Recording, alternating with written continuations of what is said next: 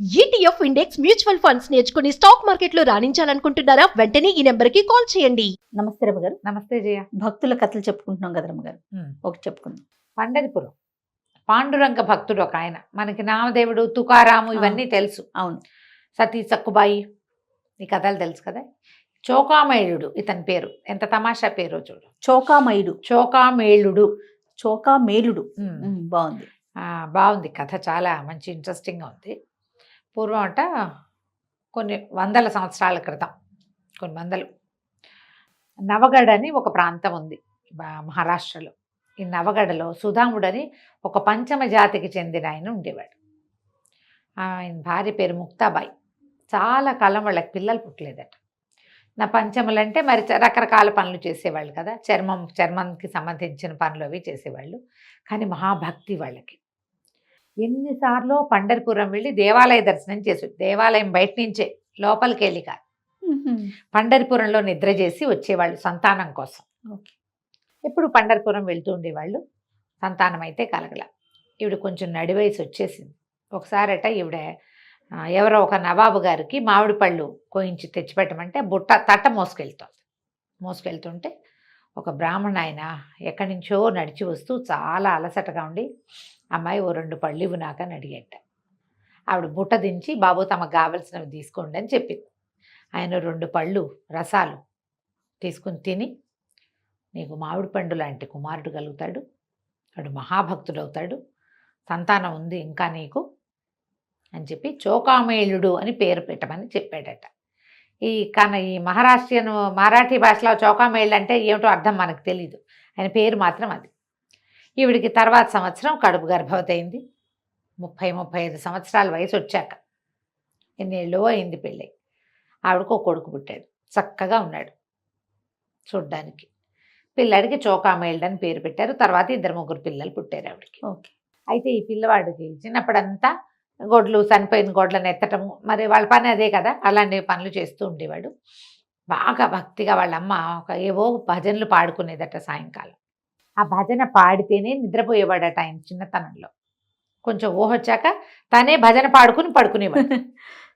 చిన్నప్పుడు పిల్లలకి అట్లా అలవాటు ఉంటుంది.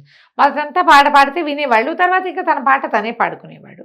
పాడుకుని కళ్ళు మూసుకుని రంగడు ఎట్లా ఉంటాడో ఊహించుకుంటూ ఉండేవాడట. అయితే కొంచెం వయసు వచ్చాక వివాహం చేద్దాం అనుకుంటే, వివాహం వద్దు, నేను పాండురంగడిని చూడాలనుకుంటున్నానని చెప్పాడు. సరే వీళ్ళు చెప్పినా అతను వినకుండా ఆయన ఏం చేశాడట, పండరిపురం వెళ్ళిపోయాడు. పండరిపురంలో దేవాలయం చుట్టుపక్కల ఉన్న పనులన్నీ ఊడవడాలు, తొడవడాలు, ఆ పనులన్నీ చేసేవాడు. పరిసరాల్లో పనులన్నీ చేసేవాడు. ప్రాంగణంలో భోజనాలు పెట్టడం ఉండేదట. ఎవరో ఒకళ్ళు వచ్చి వాళ్ళు భోజనం పెట్టేవాళ్ళు, ఏదో పని చేస్తుంటే తిండి పెట్టేవారు. కానీ గుళ్ళోకి ప్రవేశం లేదు. ఆ రోజుల్లో అస్పృశ్యత విపరీతంగా ఉంది. అయితే ఈయన ఒకనాడు ఒక అర్చకుడు స్వామిని అడిగాడు, నేను పాండురంగని చూడాలనుకుంటున్నానంటే, నువ్వు అస్పృశ్యుడివి, నీకు పాండురంగ ప్రవేశం లేదు అని చాలా గట్టిగా చెప్పారు. ఆయన చేతిలో ఒక వాసబద్ద ఉంటే అది పెట్టి కొట్టాడట. ఏదో మాటల ఉద్రేకంలో కొట్టాడు. చాలా దుఃఖపడ్డాడట ఆయన. ఎన్ని రోజులో ఉన్నాడు అక్కడ. అయితే ఒక 5 దెబ్బలు తిన్న నాటి రాత్రి చాలా దుఃఖంతో భజన పాడుకుంటూ నిద్రపోతే తలుపు కొట్టారట ఎవరో. ఆయన ఒక చిన్న గదిలో, ఒక చిన్న పాకలో గదిలో పడుకుని ఉన్నాడు. తలుపు కొడితే తలుపు తీస్తే పీతాంబరధారి శంఖచక్రాలు పట్టుకుని నవ్వుతూ నిలబడి ఉన్నాడట రంగడు వాకిట్లో. చోకామేళ, గుడి లోపల నన్ను చూద్దాం అనుకున్నావు కదా, దాన్ని నేను తీసుకెళ్తానని చెయ్యి పుచ్చుకుని తీసుకెళ్ళాడు. పొద్దున్న తిన్న వాతలు ఒళ్ళంతా దెబ్బలు తగిలినాయి. ఆ దెబ్బలన్నీ మానిపోయినాయిట. ఆకలి దప్పులు పోయినాయి. స్వామి వెంట పెట్టుకు తీసుకుపోయాడు లోపలికి తీసుకెళ్ళాక ఇద్దరు మాట్లాడుకుంటున్నారట. సంభాషణ తాళం వేసేస్తుంది. ఆయన వచ్చి ఈయన తీసుకుపోయాడు లోపలికి. ఇద్దరు, ఆయనేమో నిలబడి ఉన్నాడు తన గట్టు మీద నిలబడి నడు మీద చేతులు పెట్టుకుని ఆయన మాట్లాడుతున్నాడు. రంగడు ఆ కింద పాదాల దగ్గర కోల్బడి ఈ కబుర్లు చెప్తున్నాడు. మాట్లాడుకుంటుంటే ఈ దేవాలయం తాళం వేసేశారు. తాళం వేసేసాక ఈ 11-12 గంటల వేళ ఎవరో ఒక అర్చకుడు నిద్రపట్టక దీంట్లో అటు ఇటు తిరుగుతూ, ఏమంటారు, ప్రహరీ లోపలే ఉన్నాడు. చిన్న వరండా లాంటి చోట తిరుగుతూ మాటలు వినపడుతున్నాయి. ఏమిటా అని చూస్తే గర్భగుడిలోంచి మాటలు వినపడుతున్నాయి. గర్భగుడిలో ఎవరో మనుషులు ప్రవేశించారని ఆయన కేకలు పెట్టి అందరినీ పిలుచుకొచ్చారు. వేసిన తాళం వేసినట్టే ఉంది, తాళం తీసి చూస్తే చోకామెళ్ళుడు కనపడ్డాడు లోపల. ఆశ్చర్యపోయారు. పొద్దున కొట్టిన ఆయన నిర్ఘాంతపోయి, ఓరోరి చోకామేళ ఎటా వచ్చావురా నువ్వు లోపలికి అంటే, స్వామి స్వయంగా వచ్చి నన్ను తీసుకొచ్చాడని చెప్పాడు. కాదంటానికి వీల్లేని పరిస్థితి కనపడుతోంది అక్కడ. ఆ తాళం వేస్తే పురుగు కూడా లోపలికి ప్రవేశించలేదు. ఎట్టా వచ్చాడు? వాడు నిజమే చెప్తున్నాడో అబద్ధం చెప్తున్నాడో, ఏం జరిగిందో కనికట్టో వీళ్ళకి అర్థం కాదు. అక్కడి నుంచి రెండు దెబ్బలు వేశారు. ఇట్లా దేవాలయ ప్రవేశం చేస్తావా, ఇదంతా శుభ్రం చేయాలి, ఇప్పుడు ఏమంటారు దాన్ని, పూతం చేయటం, మొత్తం అంతా క్లీన్ చేయటం, శుద్ధి చేయాలి, దేవాలయం శుద్ధి చేయాలి. Very good. శుద్ధి చేయాలని బయటికి ఈడ్చుకొచ్చి బయట పారేశాడు. అక్కడి నుంచి నువ్వు ఎక్కడ ఉంటున్నావు ఏమిటని కనుక్కొని, ఈ దేవాలయపు సందు చివర ఉన్న పాకల్లో ఉన్నాడు, నువ్వు ఇక్కడ ఉండద్దు అయ్యో అని చెప్పారు. అయితే ఈ రంగడు ఇతనితో కబుర్లు చెప్తున్నప్పుడు, నీకు వివాహం అయిందా, పిల్లలు ఎందరని అడిగాడు. వివాహం కాలేదంటే వివాహం చేసుకోమని చెప్పాడట ఆయన. ఈ చోకామేళ్ళుండి ఇక్కడ ఉండద్దన్నారు, వివాహం చేసుకోవాలనుకున్నాడు. ఏమన్నారు, చంద్రభాగా నది దాటిపో, నది దాటి నది అవతలు ఉండాలి నువ్వు, నది అవతలు ఉంటే ఇట్లాంటివే జరుగుతాయి, ఏదో కనికట్టు జరుగుతోందని చంద్రభాగ దాటిపోమ్మన్నారు. కనీసం దేవాలయాన్నైనా వాకిట్లోంచి చూసుకునే అవకాశం లేక ఈ చోకామేళ్ళు దుఃఖంతో చంద్రభాగం దాటేసి అవతల నివాసం ఉండటం మొదలుపెట్టాడు. వాళ్ళ కుటుంబీకులు ఎవరో చూసి ఒకళ్ళు పిల్లనిచ్చి పెళ్లి చేశారు. ఓ రోజు వచ్చి ఓ దేవాలయ పరగణాల్లో ప్రాంతాల్లో శుభ్రం చేసుకుని తన పంతం చేసుకునేవాడు. చంద్రభాగకి అవతలే ఉండేవాడు. నిరంతరము భజనలు పాడుకునేవాడు. పాడుకుని ఆ రోజు తను చూసిన భగవంత్ స్వరూపాన్ని తలుచుకుంటూ ఉండేవాడు. అయితే ఏమైందట, ఒకరోజు మళ్ళీ పాండురంగడు వెళ్ళింటికి వచ్చాడు. అన్నం పెట్టుకుని కంచం పెట్టుకుని అన్నం తింటున్నాడు. కంచం పెట్టుకునేసరికల్లా పాండురంగడు వచ్చి వాకిట్లో నిలబడ్డాడు. చోకామేళ ఆకలిస్తుంది, అన్నం పెడతావా అని తలుపు తీశాడు. స్వామి మన ఇంట్లో అన్నం తింటానికి వచ్చాడు, నీతో పాటు తింటానన్నాడు. భార్యను పురమాయించి అజ్జయ్ ఇజ్జయ్ ఇజ్జయ్ అజయ్ అన్నాడు. ఆయన్ని కూర్చోబెట్టి ఆ భర్త కాళ్ళు గడిగి ఆయనకి పూలమాలలు ధరింపజేసి గంధమాల తీసేసే లోపల ఆవిడ గబగబా ఏవో 2-3 పదార్థాలు చేసింది, ఏవో పళ్ళు కోసింది, పెరుగు తోడు పెట్టిన ముంత పుచ్చుకొచ్చింది. కంచాలు పెట్టుకున్నారు. స్వామి కూడా కంచమే పెట్టారు.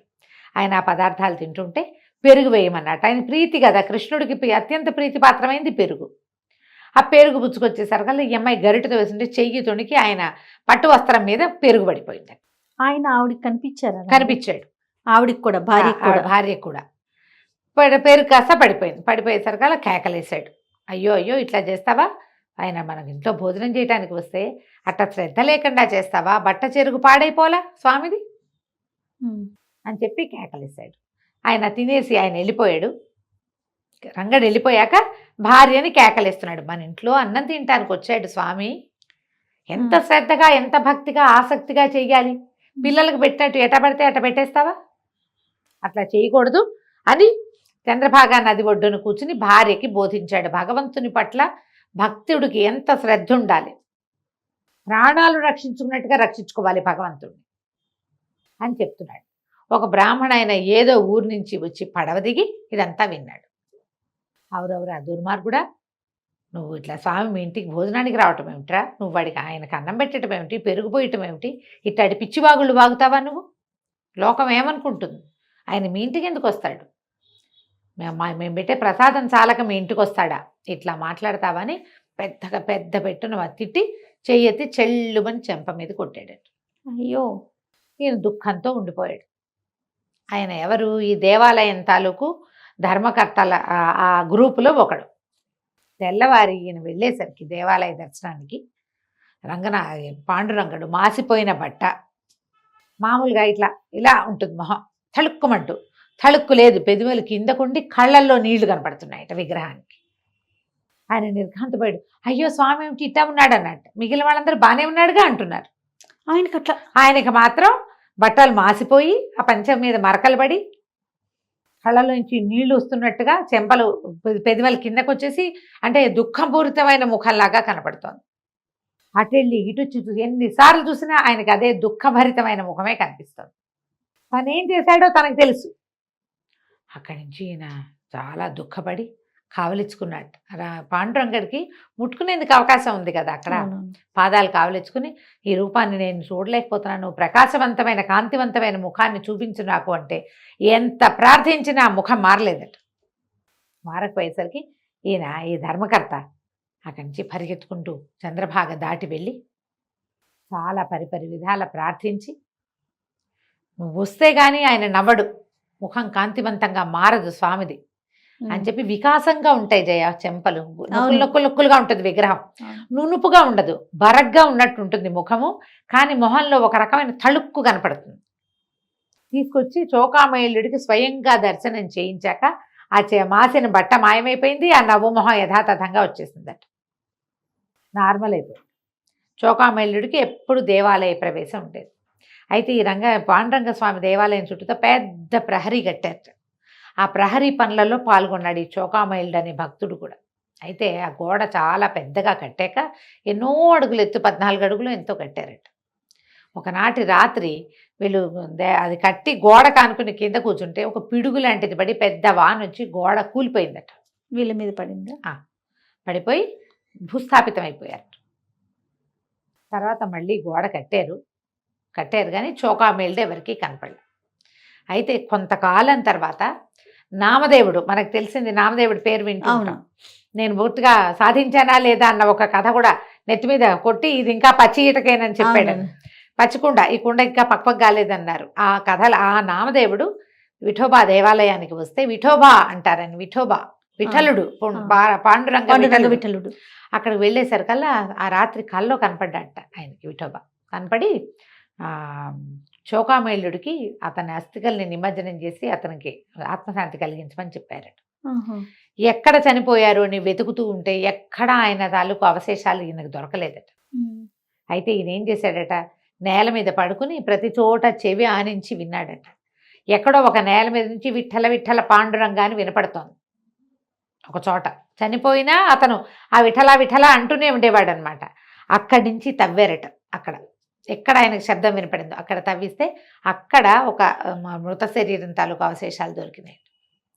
ఆ అవశేషాలని దేవాలయానికి ఎదురుగుండా చంద్రభాగా నది ఒడ్డున పూడ్చారు. అక్కడ ఆయనకి క్రియాకర్మలు చేశారట. ఇప్పటికీ కూడా మనం ఈయన చోకామయులుడి సమాధి అక్కడ కనపడుతుంది, ఉన్నది అక్కడ. ఆ అవశేషాలను పూర్తి చేసిన తర్వాత ఆనాటి రాత్రి ప్రభువు సంతోషంగా కనపడ్డాడట ఈయనకి. ఇది జరిగింది, ఆయన ఇష్టపడ్డాడనమాట ఆయన ఆ పనిని. ఇలాంటి విచిత్రమైన గాథలు ఎన్ని కనపడతాయో ఈ పాండురంగ విఠల్లో. ఈ విఠలకి ఒక చెప్తారు జయ, మామూలుగా మనం మంత్రాలు రకరకాలు చేస్తాం కదా, మంత్రాలన్నిటికీ ఉపదేశం కావాలి కదా. రామకృష్ణకి ఉపదేశం అక్కర్లేదు. నువ్వు ఎన్నిసార్లైనా రామ అనుకోవచ్చు, కృష్ణ అనుకోవచ్చు, అలాగే విఠల అనుకోవచ్చు. విఠల అంటే ఠ అనగానే గుండె కొట్టుకునే దాంట్లో స్పీడు తేడా వస్తుంది. Number of times Vitthala Vitthala Vitthala అనేవాళ్ళు ఎక్కువ కాలం బతుకుతారట. రామకృష్ణ లాగానే మనం ఒకసారి రామ అంటే సహస్రనామం ఇన్నిసార్లు చేసినట్లు కదా, అట్లాగే ఈ విఠల శబ్దానికి కూడా అలాంటి ప్రత్యేకత ఉంది. వీళ్ళందరూ కూడా పాండురంగడు అని మనం చెప్పుకుంటాం కానీ విఠోబా అనే పిలుస్తారు. విఠల దేవుడు, విఠలుడు అంటే ఆ ఇటక మీద నుంచున్నవాడు. ఇటకేసి ఇటక మీద నుంచోమన్నాడు పుండరీకుడు, ఈయన పోయే దాని మీద నుంచున్నాడు. కృష్ణుడు వెళ్ళి ఆ ఇటుక రాయి మీద నిలబడ్డాడు, దాని మీద ఇట్లా నడు మీద చేతులు పెట్టుకుని నుంచున్నాడు. ఆ స్వరూపాన్ని మనం ధ్యానించి తలుచుకుని ఆ పేరు విఠల విఠల అనుకుంటూ ఉంటే కనుక మన హార్ట్ ఫంక్షనింగ్లో చాలా డిఫరెన్స్ వస్తుందని చెప్తారు. ఇలాంటి ఎన్ని మంచి మంచి కథలు ఉన్నాయో పాండురంగ విఠలుడి మీద. వీళ్ళు వెంబడి ఇంకో కథ ఎప్పుడైనా చెప్పుకుందాం తప్పకుండా రమ్మగారు. నమస్తే. నమస్తే.